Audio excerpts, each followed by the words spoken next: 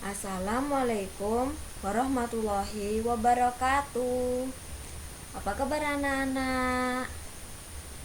Alhamdulillah, jika kabar kita hari ini baik, maka kita harus bersyukur terhadap Tuhan atas nikmat kesehatan yang diberikan kepada kita pada pagi hari ini.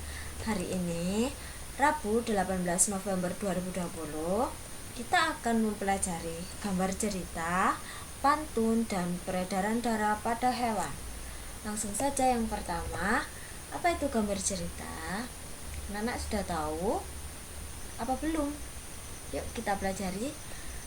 Gambar cerita mengandung pengertian perpaduan gambar dan teks yang berbaur menjadi satu kesatuan serta mengandung keindahan dan cerita yang bermakna. Kemudian di sini ada contoh dari gambar cerita, ada contoh pertama dan contoh kedua. Dapat dilihat di sini ada gambar dan cerita. Jadi setiap cerita ini ada gambarnya atau setiap gambar menceritakan tentang suatu kejadian yang beruntut atau urut. Kemudian di sini ada ciri-ciri. Yang pertama adalah memuat gambar lebih banyak daripada teks. Yang kedua, gambar-gambar yang ada menceritakan urutan peristiwa. Adapun juga fungsi. Yang pertama, memperjelas alur atau isi cerita. Yang kedua, memperjelas isi pesan dalam promosi suatu barang. Yang ketiga, menambahkan nilai keindahan. Yang keempat, menarik perhatian. Dan yang kelima, sarana untuk mengungkapkan perasaan pembuatnya. Kemudian ada langkah-langkahnya. Yang pertama, tentukan ide atau gagasan tema yang akan dibuat. Kedua, tentukan karakter tokoh utamanya dan karakter dari tokoh pembantunya yang ada pada cerita. Yang ketiga, buat alur cerita sederhana. Yang keempat, mulai menggambar sesuai alur cerita yang telah dibuat. Kemudian, minggu lalu kita sudah mempelajari pantun, jenis-jenis pantun, ciri-ciri pantun. Masih ingat kan pantun itu apa?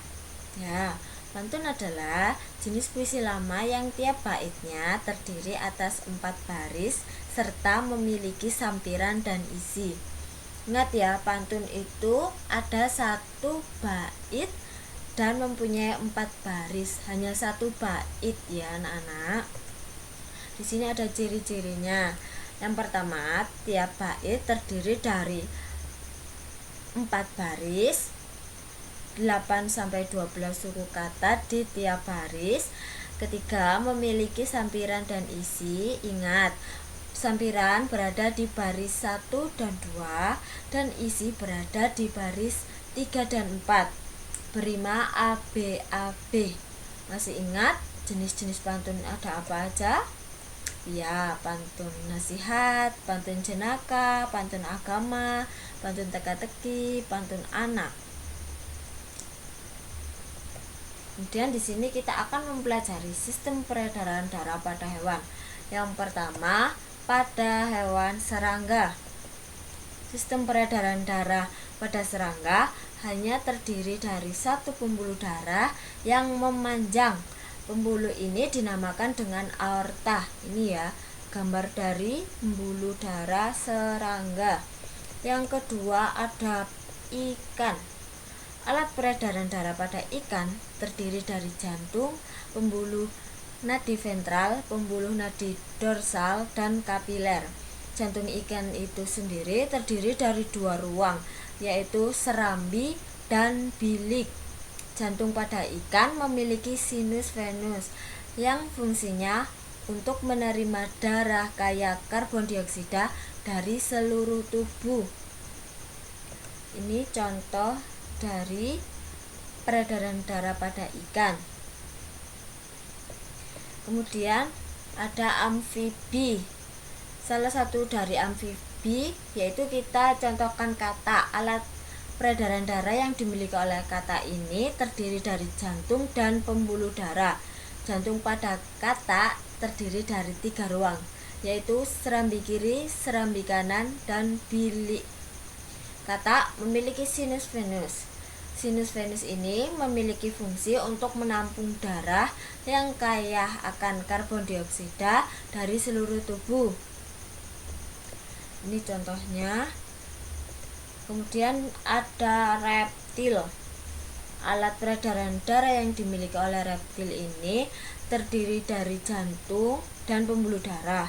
Kemudian kelompok reptil kura-kura, ular, dan kadal ini memiliki jantung terdiri dari 4 ruang.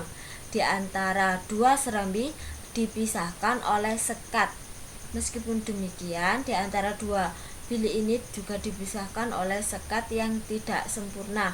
Maka dari itu, darah pada reptil ini dari darah bilik kiri dan bilik kanan masih tercampur. Kemudian yang kelima ada burung. Sistem peredaran burung hampir sama dengan mamalia, terdiri dari jantung dan pembuluh darah. Jantung pada burung terdiri dari 4 ruang. Ruang-ruang tersebut yaitu serambi kiri, serambi kanan, bilik kiri, dan bilik kanan. Lebih lanjutnya, di antara kedua serambi dan kedua bilik tersebut terdapat sekat sempurna. Sekat sempurna ini menyebabkan di dalam jantung burung tidak terjadi pencampuran darah. Kalau tadi reptil kan belum sempurna, maka dari itu darahnya masih tercampur. Kemudian yang keenam, mamalia.